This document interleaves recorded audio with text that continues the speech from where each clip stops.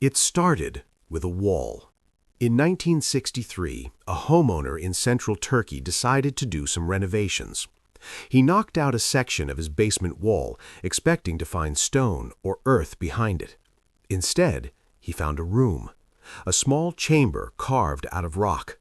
He stepped inside and noticed another opening on the far side. He walked through. There was another room, and another passage beyond that. He followed it downward. The air grew cool. The light from above faded. The tunnel kept going, twisting gently, descending through solid rock. He had no idea that he had just stumbled into one of the most extraordinary structures ever created by human hands. When archaeologists arrived and began mapping what lay beneath that unremarkable Turkish home, the numbers they recorded seemed impossible. The complex stretched downward through 18 separate levels. The deepest point sat nearly 85 meters beneath the surface. The total footprint covered an area of several square kilometers. The estimated volume of rock that had been removed by hand, without explosives, without power tools, without any machinery whatsoever, ran into the millions of cubic feet. And the city, because that is the only word that fits, could shelter approximately 20,000 people for extended periods, not days, months. The site is now known internationally as Derinkuyu, a Turkish word that simply means deep well. It sits in the Cappadocia region, a stretch of central Anatolia defined by strange volcanic rock formations called fairy chimneys, tall tapered pillars of compressed ash that erosion has sculpted into surreal shapes over millions of years. The rock itself, a material called tuff, is what made the underground city possible. Freshly cut, it is soft enough to carve with iron or bronze tools. Exposed to air, it hardens over time into something nearly as durable as concrete. The ancient builders understood this property intimately. They used it to create rooms with smooth curved ceilings, precisely engineered shafts, and structural columns that have not shifted in thousands of years. The earliest sections of Derinkuyu may date back as far as 800 years before the Common Era, though some researchers believe portions could be even older. Nobody knows with certainty who first broke ground on this project. The Phrygians who inhabited the region during that period are one candidate. The Hittites who preceded them are another. What is clear is that no single civilization built this place from scratch. It grew over generations, expanded, deepened, refined, and improved by community after community who inherited both the tunnels and whatever terror had made them necessary. And that is the question that refuses to let go. Not who built it exactly, or precisely when. Those are fascinating puzzles, but they are secondary. The real question is why. Why would any group of people choose to invest this kind of labor, backbreaking, generation-spanning, staggering in its ambition, into building a city underground? Why go down instead of out? Why build for long-term habitation rather than a quick emergency shelter?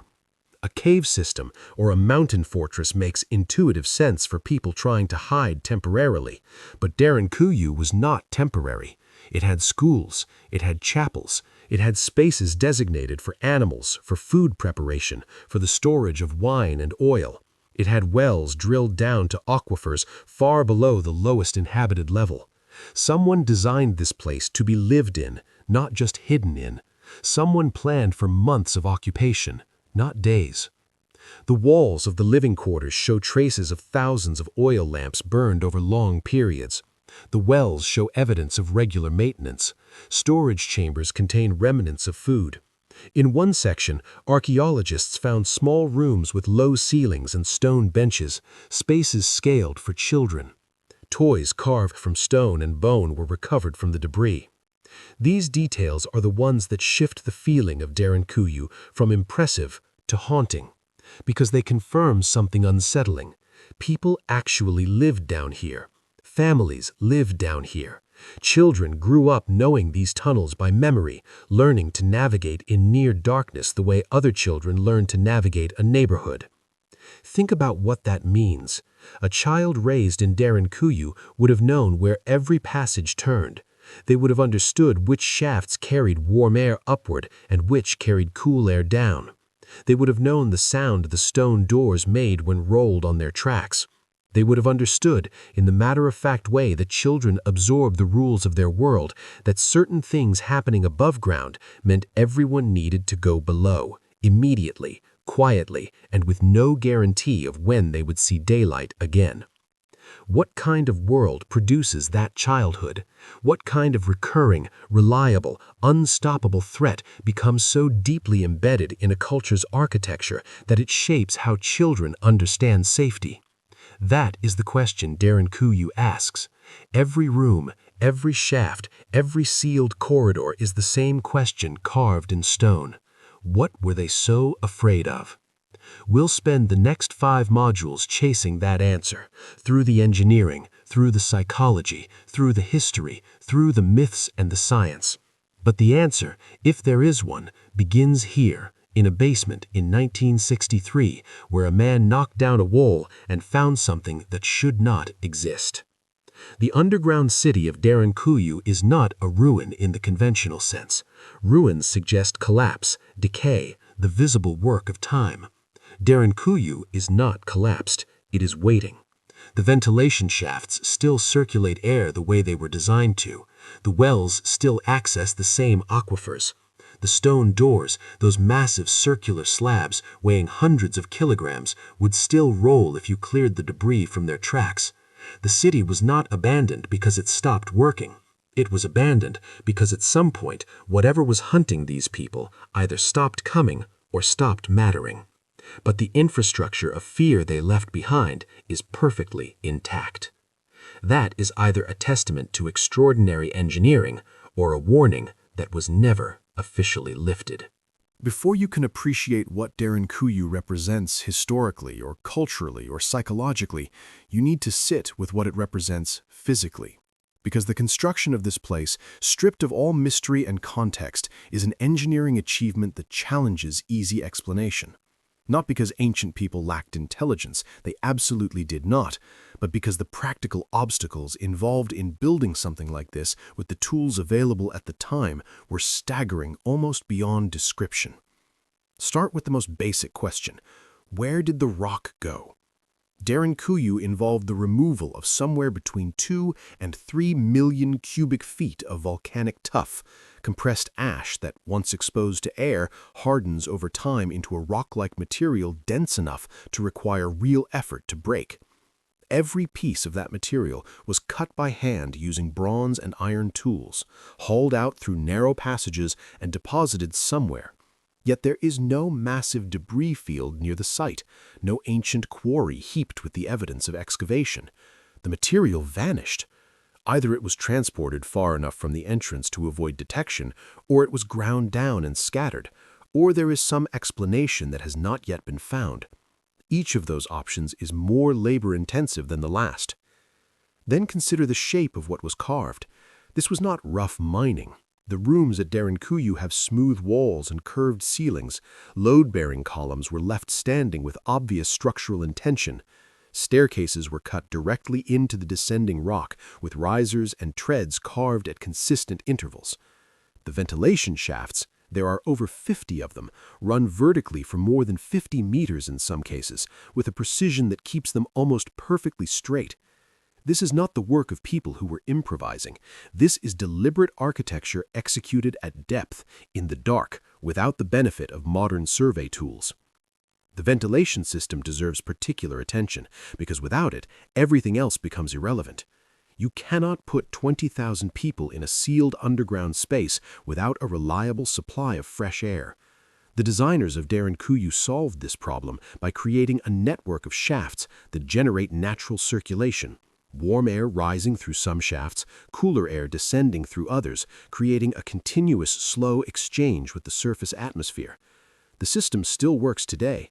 Visitors who descend into the lower levels feel the air moving around them, drawn through channels carved by people who had no textbooks on fluid dynamics and no instruments to measure airflow, only observation, experimentation, and a deep practical understanding of how air behaves underground. But think about the sequence this required. The ventilation shafts had to be completed before the rest of the city could be meaningfully inhabited. You cannot begin filling rooms with people and livestock until you have confirmed that air will circulate to those rooms, which means the very first workers on this project, the people who broke ground, who started cutting downward through the rock, had to sink those shafts first, without knowing for certain that their design would work, without precedent to guide them, and without the ability to retreat and try again if they made a fundamental error. They were drilling blind, working downward through darkness, hoping. The water system presents a parallel set of challenges. Derinkuyu has wells distributed throughout its levels, wells that reach down to underground aquifers, tapping water sources that exist far below even the lowest inhabited rooms. Some of these wells are nearly 60 meters deep and barely a meter wide, cut straight through solid rock with extraordinary precision. The positioning of these wells is what stands out most. They hit water. Every one of them, as far as archaeologists can determine, was sited correctly on the first attempt. There is no evidence of abandoned shafts drilled to the wrong depth or the wrong location. Whoever laid out the water system understood the subsurface geology of this region with a sophistication that implies either remarkable accumulated knowledge or a surveying capability that we have not fully accounted for. The wells are also connected by channels carved into the walls at each level, small carved gutters that distributed water from the main shaft to storage basins and collection points throughout each floor. The channels slope precisely enough to allow flow without becoming waterfalls.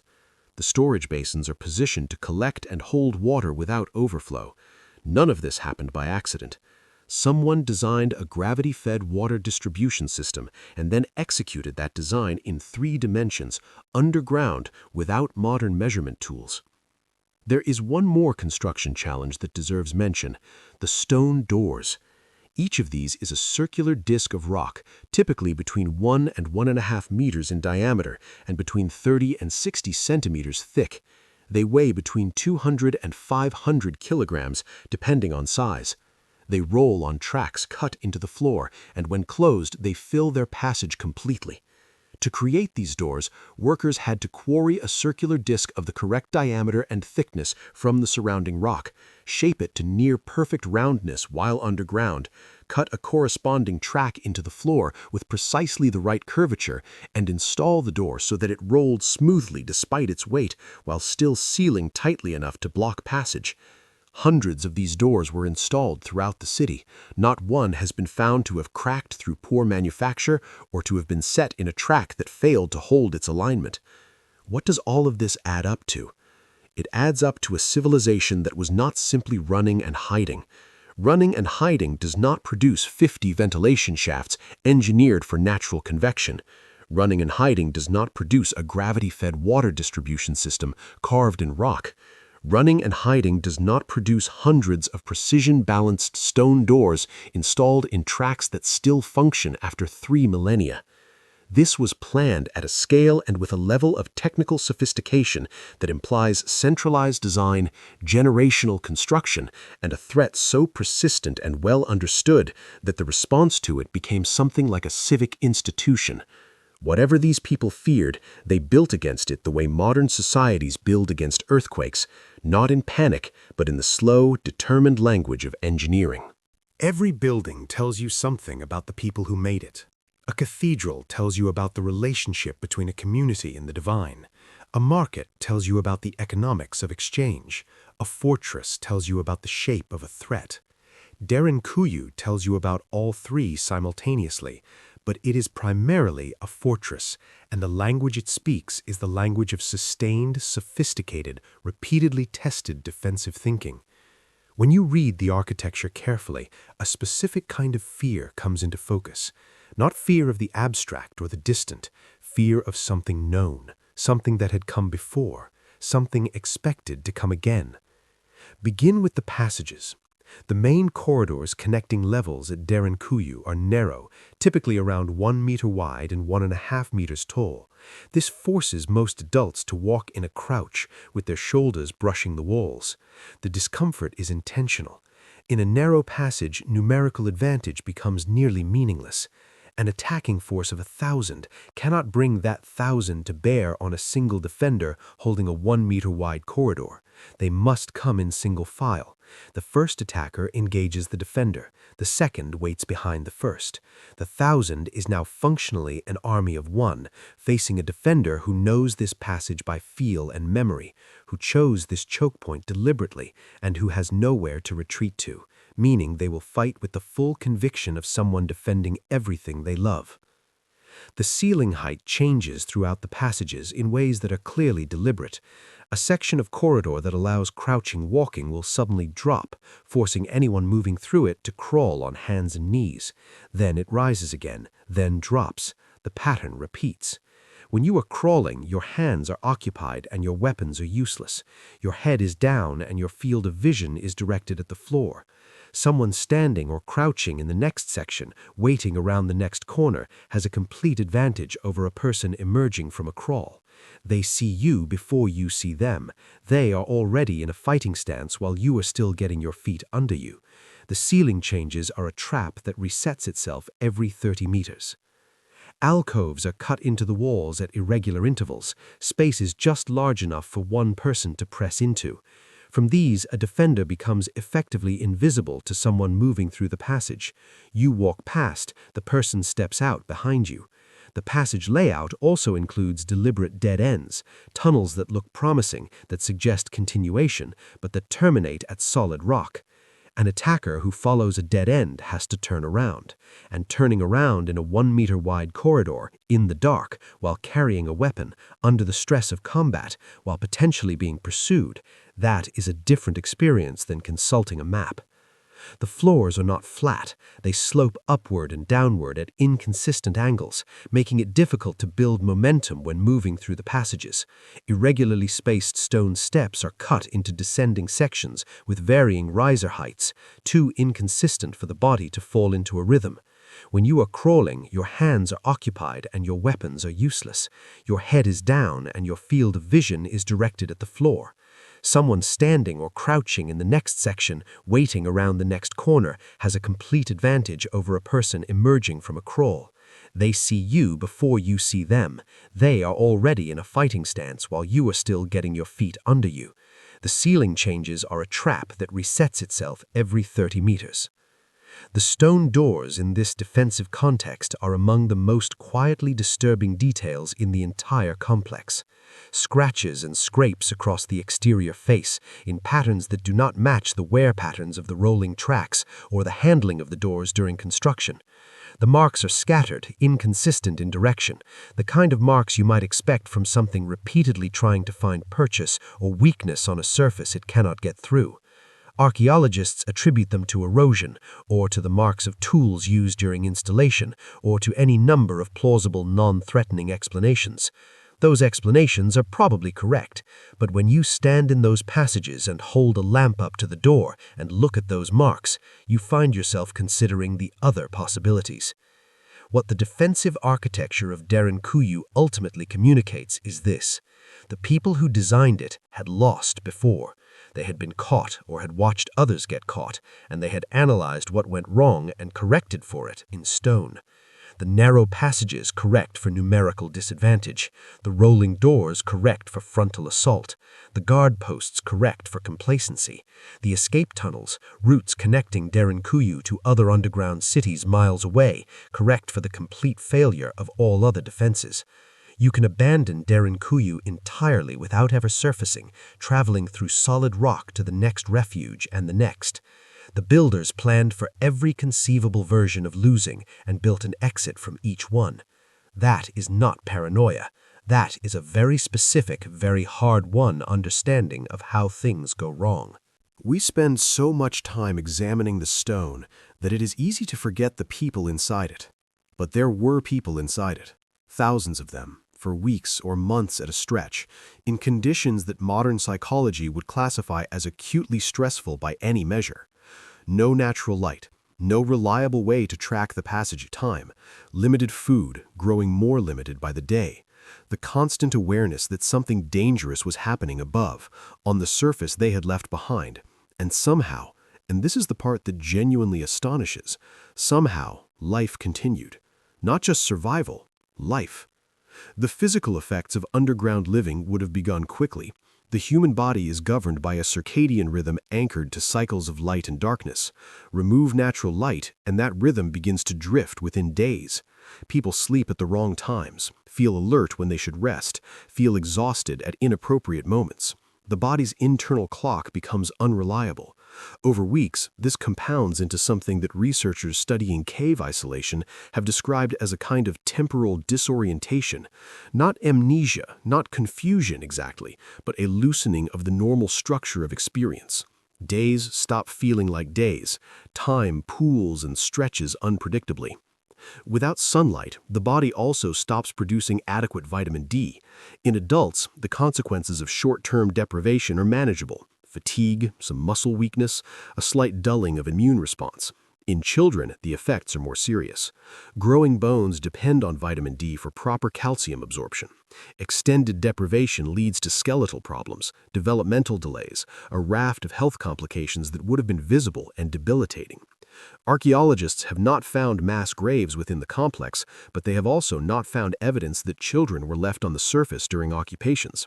The carved rooms with low ceilings, the stone benches sized for small bodies, the toys recovered from the debris, these all suggest children went down with their families. Whatever consequences came with that decision were apparently preferable to the alternative. The noise would have been extraordinary. Underground spaces do not absorb sound the way open environments do. There is no soft ground, no vegetation, no open air to carry vibrations away and disperse them. Stone reflects sound. Multiply the noise of thousands of people, talking, working, cooking, arguing, crying, praying, moving through corridors, by the reflective acoustics of carved rock tunnels and chambers, and you get an environment where privacy is essentially impossible and quiet is a luxury no one has. Every conversation is audible to someone. Every infant's cry echoes. Every argument bounces off three walls before it fades, for weeks or months without relief. Then there is the smell. The ventilation system was remarkable for its time and remains impressive today. It circulated air effectively enough to keep the population from suffocating. But ventilation and air purification are different things. Thousands of people cooking over oil lamps in enclosed spaces, sharing toilet facilities that were necessarily improvised, keeping livestock in rooms adjacent to living quarters. The cumulative sensory environment would have been overwhelming to anyone who had not grown up in it. And yet, the walls show evidence of extended occupation. People stayed. They adapted. What kept them functional in these conditions? The archaeological evidence suggests the answer is structure. The presence of a schoolroom, complete with stone benches and what appear to be marking surfaces on the walls, indicates that education continued underground. Children had lessons, teachers had duties. There were chapels with carved altars where worship continued on whatever schedule the community normally kept. There were gathering spaces large enough for the community to assemble. There was a division of labor. Some people maintained the water system. Some tended the animals. Some monitored the ventilation shafts for signs of blockage. Some stood watch at the stone doors. Work is not just economically productive in crisis situations. It is psychologically essential. It gives structure to time that would otherwise feel shapeless. The animals kept within the city were not only food sources. Goats and sheep generate body heat, and underground spaces with large animal populations are measurably warmer than those without. The sounds animals make, their breathing, their occasional movements, are familiar sounds, sounds associated with normal life on the surface. In an environment stripped of nearly every other sensory marker of normalcy, the sound of a goat settling in the next room might have been genuinely comforting. Evidence of decoration survives in several chambers, not elaborate artwork, but small incised marks, geometric patterns, crosses and other symbols scratched into door frames and wall surfaces. Some of these may be religious, some may be ownership marks or navigational aids. Some may simply be what human beings do when they are in a space for a long time and have a sharp object available. People mark the places they inhabit. Even in the dark, even underground, the impulse to leave evidence of presence is apparently irresistible. When the city was finally opened and people returned to the surface, the readjustment would have been its own kind of shock. Eyes calibrated to lamplight and near darkness, encountering full sunlight. Skin accustomed to the constant temperature of underground, consistently around 13 degrees Celsius year-round, suddenly exposed to whatever weather waited above. The openness after weeks of stone walls 2 arms lengths apart. Some accounts from people who have spent extended periods in cave isolation describe the return to the surface as almost painful in its sensory intensity. Too bright, too loud, too wide.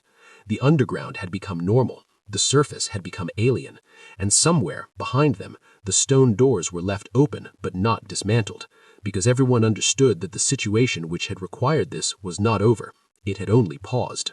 The conventional explanation for Derinkuyu is military. Raiders come through the region, people hide underground. Raiders leave, people resurface. Repeat across centuries. It is a clean narrative, and it accounts for much of what the archaeological record shows, but it does not account for all of it. The storage capacity, the water redundancy, the sheer depth of the city, these point toward a threat of longer duration than typical raiding patterns. There is another category of explanation, less discussed and considerably more unsettling, that centers not on human enemies, but on the environment itself, on the possibility that the sky turned against these people and that what drove them underground was not a sword, but a season that never ended. The Earth's climate has never been stable. Even within the period of human civilization, the last 10,000 years, the climate has shifted, lurched, and occasionally collapsed with catastrophic speed. Volcanic eruptions are the most dramatic mechanism. A sufficiently large eruption injects sulfur dioxide high into the stratosphere, where it reacts with water vapor to form sulfate aerosols that reflect incoming sunlight. The result is a measurable drop in global surface temperatures, sometimes by a full degree or more, lasting months or years. This is not a theoretical risk. It is a documented historical event that has occurred multiple times within the span of recorded history. The best documented example is the eruption of Mount Tambora in 1815, which triggered what Europeans called the Year Without a Summer. Snow fell in New England in June. Crops failed across the northern hemisphere. Famine followed in Ireland, Germany, China, and New England simultaneously. Artists of the period produced paintings depicting unnaturally red and orange sunsets, the optical effect of particulate matter suspended in the upper atmosphere. This was caused by a single eruption on the other side of the world from most of the affected populations. People experiencing these effects had no framework to understand that a mountain they had never heard of had just restructured global weather patterns for the next 2 years. Now go back further. Around 1600 BCE, the Minoan civilization on the island of Thera, modern Santorini, collapsed in an eruption of extraordinary magnitude. The geological record shows the event was among the largest volcanic episodes of the past 10,000 years. Ash from the Thera eruption has been found in ice cores, in lake sediments, in archaeological deposits across the eastern Mediterranean and into central Anatolia, the region that includes Cappadocia. Researchers examining tree rings and ice cores from this period document a sharp disruption in climate that lasted for years following the eruption. Temperatures dropped, growing seasons shortened. In a subsistence agricultural society, a disruption of this scale does not mean inconvenience, it means people die. The Bronze Age collapse, centered around 1200 BCE, is another candidate. Within the space of a few decades, more than 40 cities across the eastern Mediterranean were destroyed or abandoned. Among the casualties were the Mycenaean civilization of Greece, much of the Hittite Empire centered in Anatolia, and several major Egyptian territories. Trade networks that had functioned for centuries collapsed overnight. Writing systems disappeared in some regions for hundreds of years. Contemporary records, clay tablets, Egyptian papyri describe simultaneous drought, famine, displacement, and attacks from groups referred to as the Sea Peoples, whose own origin and motivation remain disputed. The leading current hypothesis is that these catastrophes were not coincidental but interconnected, triggered or exacerbated by a multi-decade drought that destabilized agricultural economies and set entire populations moving in desperate search of resources. In a world where the weather has turned hostile, the logic of underground habitation changes completely. You cannot farm underground, but you can store what you grew when farming was still possible. You cannot escape a drought underground, but you can survive one if you planned carefully enough in advance. The massive storage chambers at Derinkuyu, rooms with drainage channels in the floor, collection basins for water, capacity estimated by archaeologists to sustain the full population for several months, make more sense in the context of a long-duration environmental disaster than in the context of a typical military raid. Raiders do not require you to store months of food. The climate does. Ancient texts from across the region carry this memory in distorted but recognizable form. Mesopotamian clay tablets describe periods when the sun appeared weakened, when grain failed to ripen, when rivers ran at fractions of their normal volume. Egyptian records speak of years when the Nile's flood failed to come and the fields turned to dust. Hittite texts from Anatolia, precisely the civilization most closely associated with Cappadocia during the period when Derinkuyu was first being constructed, contain references to plague and famine with a frequency that suggests these were not isolated incidents but recurring features of the historical landscape. The myth of Demeter's grief in the Greek tradition preserves the emotional memory of seasons that refuse to arrive, a world gone cold and sterile while something essential had been taken underground. What is striking about this mythological tradition is how widely it is shared. Cultures as geographically distant as Scandinavia, India, and Mesoamerica preserve stories about a great cold, a long darkness, or a period when the sky stopped cooperating with human survival. The Norse concept of Fimbulwinter, 3 consecutive winters without an intervening summer, is understood by scholars as a mythologized version of a real climate disruption. When you find the same fear expressed in the same way across cultures that could not have been in contact with each other, you are probably looking at a real event, filtered through the only recording technology available to people who had no writing: oral tradition, story, myth. Perhaps Derinkuyu is an answer to all of these threats simultaneously. The city is not specialized for any single danger. It works against raiders. It works against prolonged drought. It works against volcanic winter. It works against epidemic disease by allowing a population to seal itself away from whatever is circulating on the surface. Its designers may not have distinguished between these threats the way we do. To them, danger was danger. The sky could betray you in several ways. The response in every case was the same: go down, seal the doors, and wait. We have followed the evidence through the engineering, through the psychology, through the history and the science and the myth, and we arrive at the same place Derinkuyu keeps arriving. Not at a single clean answer, but at a truth that is more complex and perhaps more honest than any one explanation could be. This place was not built in response to one threat.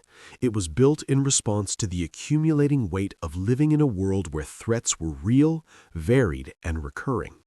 It was built by people who had learned through the hardest possible curriculum that safety is not a condition you inherit, it is a condition you construct and maintain and pass on.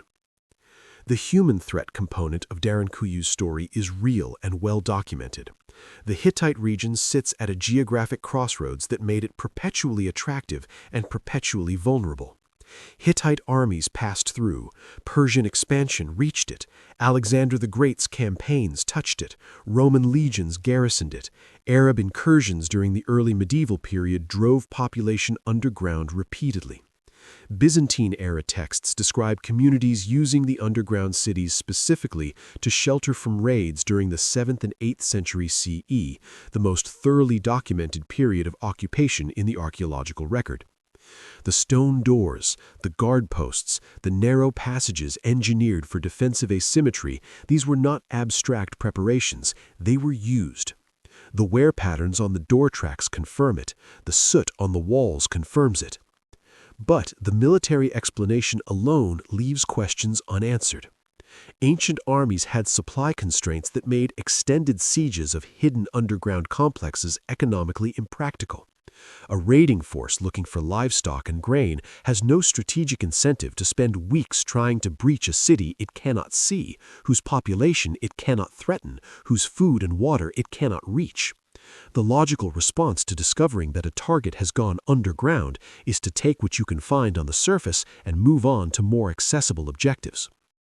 The defenses of Derinkuyu seem calibrated for something more persistent than that, something that would follow, something that would wait, something that made every additional layer of protection feel necessary rather than excessive. One possibility that researchers have begun exploring more seriously in recent decades is epidemic disease. Infectious disease shaped the ancient world in ways that are only now being fully appreciated, and the mechanisms of transmission were completely opaque to the people experiencing them. A community watching their neighbors die of something invisible and unstoppable, with no germ theory to explain the mechanism and no pharmacology to interrupt it, would have reasonably understood the situation as an environmental threat requiring environmental response. Sealing yourself away from infected populations, quarantine in modern terminology, is exactly the strategy that Derinkuyu was architecturally capable of implementing. The wells tapping deep, uncontaminated aquifers, the closed water distribution system, the ability to seal off individual levels if something went wrong inside the city, this is pandemic thinking expressed in rock. It may or may not have been consciously intended as such. It works regardless. There is something that I find genuinely moving about this place, and I want to try to articulate it precisely because I think it is easy to approach Derinkuyu as a monument to fear and miss what it is equally a monument to. It is a monument to refusal. The people who built this were not passive. They were not simply hiding and hoping. They were doing the most active thing available to them, transforming the material of the world into a system for surviving it. They were applying intelligence and labor and accumulated knowledge and social coordination to a problem that had no easy solutions, and they were doing it not just for themselves, but explicitly for people they would never meet, their children's children who would inherit both the tunnels and the knowledge of why the tunnels existed. Consider what that inheritance meant in practice. A child raised in a community that used Derinkuyu regularly would grow up understanding several things as simply true. That danger is a periodic feature of existence, not an exceptional one. That the correct response to danger is preparation rather than denial. That preparation is a communal activity requiring trust and coordination. And that the work done by previous generations deserves to be maintained and extended rather than abandoned. These are not small lessons. These are the foundational lessons of civilizational resilience, taught not through philosophy or doctrine, but through the physical experience of descending into 18 levels of carved rock and understanding in your body what your ancestors built and why. The modern parallels are not hard to find. We build storm shelters and stockpile emergency supplies. We maintain nuclear arsenals as deterrents. We create redundant systems in critical infrastructure, backup power, secondary water sources, failover networks, precisely because the people who design these systems have internalized the lesson that single points of failure are unacceptable when the stakes are high enough. The specific threats have changed, the specific technologies have changed almost beyond comparison, but the underlying logic, anticipate what can go wrong, build against it, maintain what you build, teach the next generation, is identical to the logic that produced Derinkuyu, and it is as current as it was 3,000 years ago. What Derinkuyu ultimately offers is not a mystery to be solved, but a mirror to be looked into. When you descend into those tunnels and stand in the lamplight in a room that once housed families, when you look at the small stone benches in the schoolroom or the careful carvings above the chapel doorway, you are not looking at evidence of a lost and alien world. You are looking at a very clear expression of something that has not changed about human beings. The insistence on making a home, on building a future, on preserving what matters, even underground, even in the dark, even under the weight of every conceivable reason for despair. The doors of Derinkuyu are still there. They still roll on their tracks. The ventilation shafts still breathe. The wells still hold water. Somewhere between 800 and 2,300 years of history live in those walls, and the walls are in no hurry to give it up. The city was built to last because the people who built it understood that the problems it addressed were not going away. They built with the permanence of people who had no illusions. And in that honest, unglamorous, extraordinarily determined permanence, they left behind something more valuable than any single answer to any single question. They left behind proof that it is possible to face an uncertain world and not be broken by it. To go down into the dark, do the work, and come back up. To keep the doors in good repair for whoever comes next.